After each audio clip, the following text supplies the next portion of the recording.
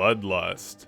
This 1977 chiller comes to us from Switzerland, and while the Swiss aren't typically known for their horror films, this one is actually among the most creepy and disturbing of all the 1970s fare that I've seen. Bloodlust follows a young man who, as a result of childhood trauma, is both deaf and mute. He works as an accountant where his coworkers tease him for his disabilities, but at home, however, he retreats into the comfort of his massive creepy doll collection and his very peculiar fetish.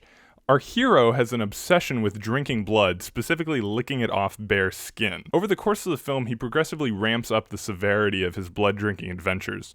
Starting off, he's licking ketchup off his bare hands, and next he's trying to drink blood out of cadavers he finds in a mortuary, and so on, till he ultimately takes things one step too far.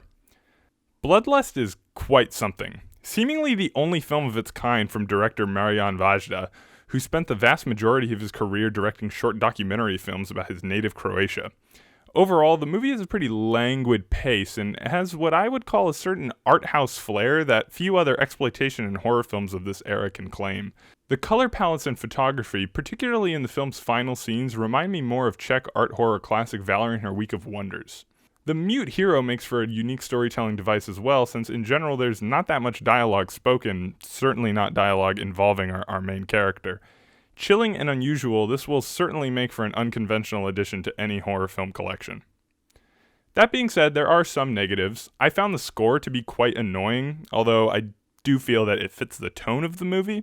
It's just not very pleasant to listen to. And I think a few minutes could have been trimmed here and there.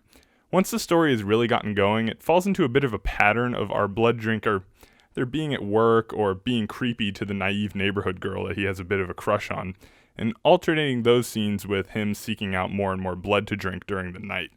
The ending is a nice change of pace, fortunately, but I did find the middle chunk of the movie to get a little too repetitive. Also, I must say, this film features one of the most disturbing scenes of child abuse I've ever seen. As I mentioned earlier, his disabilities are the result of trauma he experienced as a young boy at the hands of his father, and those episodes are portrayed in a flashback scene.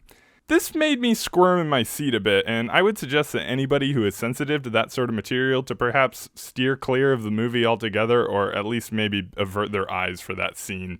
Your mileage may vary, but I thought it was damn uncomfortable to watch. All in all, this is one hell of a weird film, and one that I would recommend to world horror aficionados, and maybe not to less seasoned veterans of psychotronic cinema. I watched this on the Mondo Macabro released Blu-ray, which has a great picture and sound, and is still available from Diabolic DVD, or our Techno Tyrant overlords at Amazon.com. Let me know what you think of this film if you check it out, and if there's anything you'd like to hear me review in the future.